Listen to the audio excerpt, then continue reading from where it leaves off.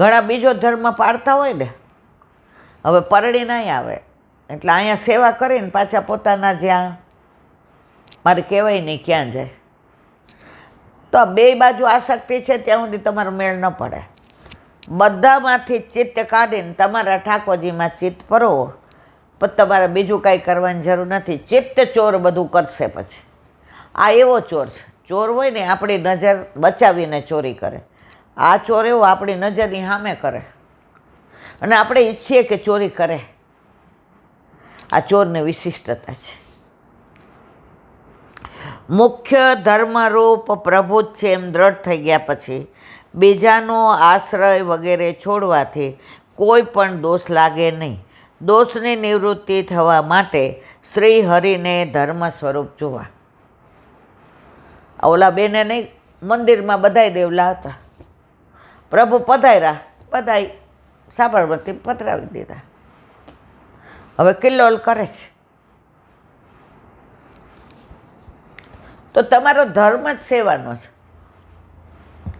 પછી બીજા ક્યાંય તમારું ચિત્ત જવા દેવાય નહીં. તો ઠાકોરજી તમારા બધા દોષની નિવૃત્તિ કર્યા વિના રહે નહીં.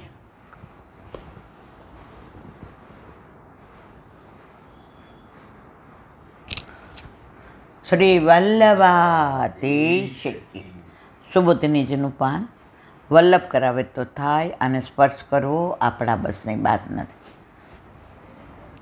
ભાગવતનું પ્રાગટ્ય સમાધિ ભાષામાં એનું વિવરણ ચાલે છે. પ્રથમ સ્કંદ ભાગ 3. કાલે આપણે અહીંયા સુધી આવ્યા હતા.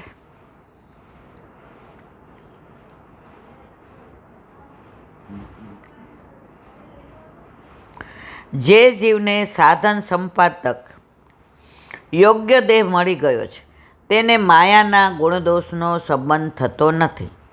આથી સિદ્ધ થાય છે કે માયા મિથ્યા વસ્તુનું અને જ્ઞાન સત્ય વસ્તુને બતાવે છે. માયા કેવી છે? ખોટી વસ્તુ બતાવે. જેવી રીતે ઉનાળામાં તમે ગાડી કે બસમાં જતા હો, એટલી તરસ લાગી હોય ને દૂર તમને એમ દેખાય કે પાણી છે, નજીક જઈએ તો શું હોય? ઝાંઝવાના જળ. આ માયા. અને જ્ઞાન શું કહે? ત્યાં પાણી નથી હો, એ ઝાંઝવાના જળ છે.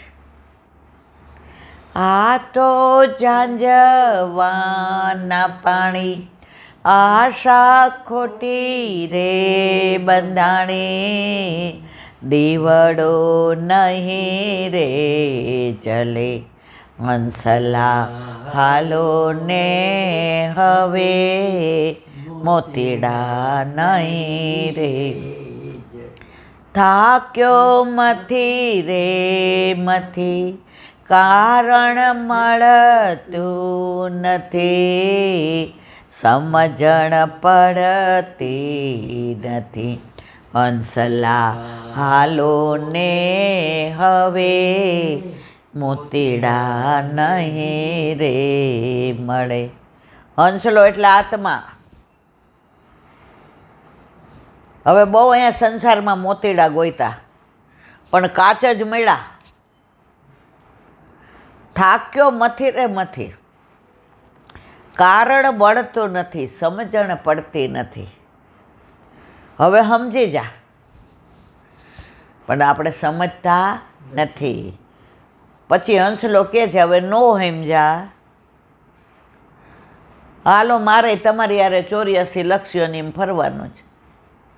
સમજી જાઓ તો આત્માનું પરમાત્મા સાથે વલ્લભે વિવાહ તો કરાવી દીધો છે. પછી તમારે પાછું આવવું નહીં પડે. પણ આપણે કેમ વારંવાર આવવું પડે છે? સમજતા નથી. તો માયા તમને મિથ્યા વસ્તુ બતાવે અને જ્ઞાન તમને સાચું બતાવે. એટલે જ્ઞાનના સ્વરૂપના નિર્ણય થઈ જવા છતાં જ્ઞાન જન્મ મરણાદિક અનર્થોનું નિવર્તક નથી થઈ શકતું. જ્ઞાન સાક્ષાત જન્મ મરણાદિક થવાના દાખલો આપે છે. દર્પણમાં મોઢું જોઈએ ત્યારે દર્પણમાં મોઢું નથી એ આપણે જાણીએ છીએ, પણ દર્પણના સ્વભાવના લીધે કાચમાં મોઢું ન હોય, દેખાય ને એવું બનતું નથી. આપણું પ્રતિબિંબ છે, અંદર મોઢું નથી, છતાંય આપણે આમ જોઈએ, બહુ સરસ હો, આજે આમ લાગતું નથી બરાબર, કેમ જુઓ તો અલા શું થયું છે. આ સંસાર આવો જ.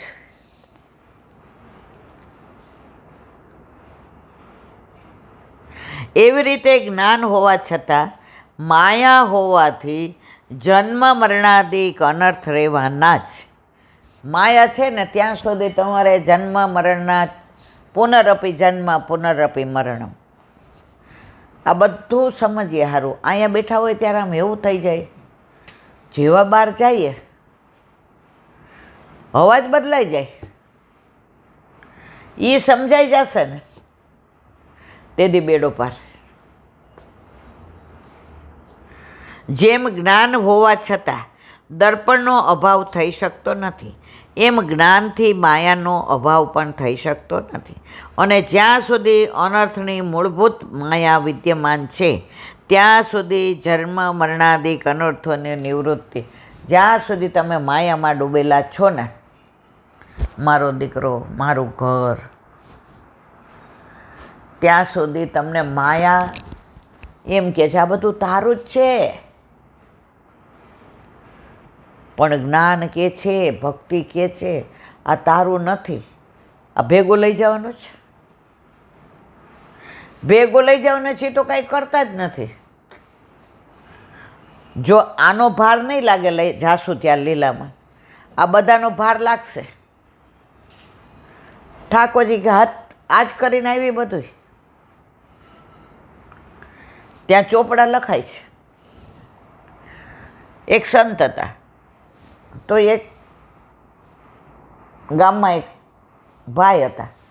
હવે એ ગમે એટલી મહેનત કરે, ગમે એટલું કરે, પણ પેટીયું માન મળે. બહુ પ્રયત્ન કર્યા, પછી સંત પાસે આવ્યા. સંતને કે હવે મને એ કે ભાઈ તારા નસીબમાં જ નથી, તારે આવું જ રહેવાનું 7 જન્મ સુધી.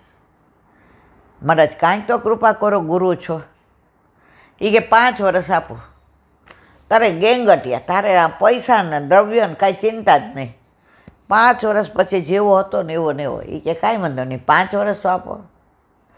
5 વર્ષ એને એટલો ધંધો સરસ ચાલ્યો, હીરા મોતી ને માણેકનો, કરોડોપતિ.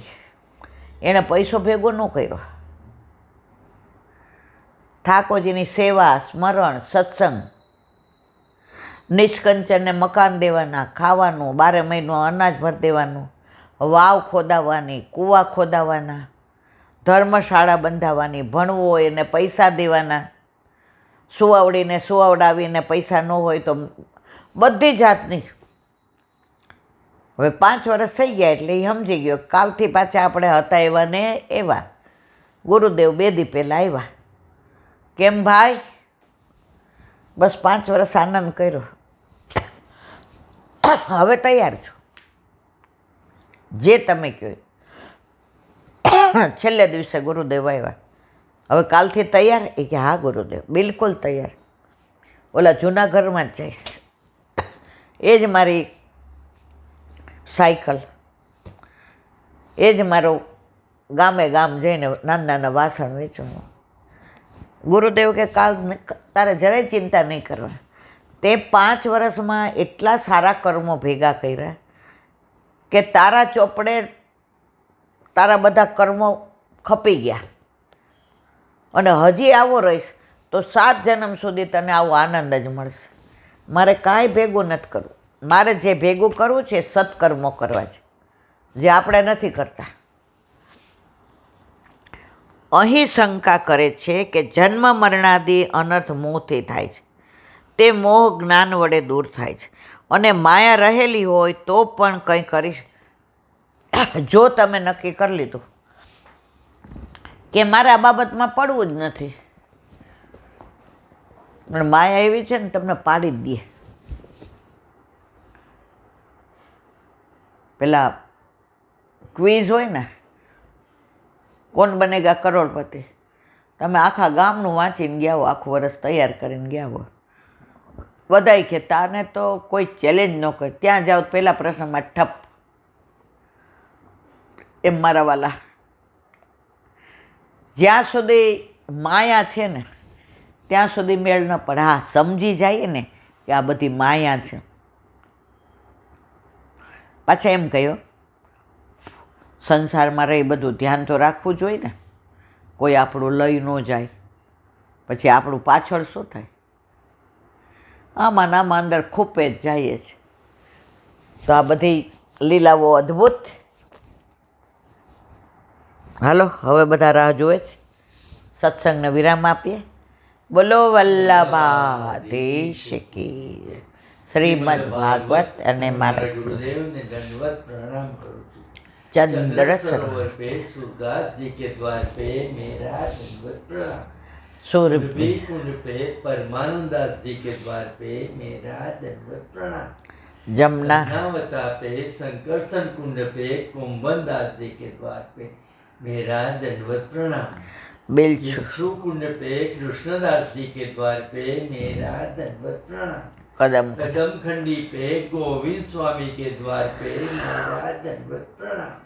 અપ્સરા अक्षरा कुंड पे चित्त स्वामी के द्वार पे मेरा दंडवत प्रणाम। માનસ मानसी गंगा पे नंददास जी के द्वार पे मेरा दंडवत प्रणाम। રુદ્ર रुद्र कुंड पे चतुर्भुज दास जी के द्वार पे मेरा दंडवत प्रणाम। વ્રજ વિલાસ વ્રજની ગોપિકાઓને મારા દંડવત પ્રણામ.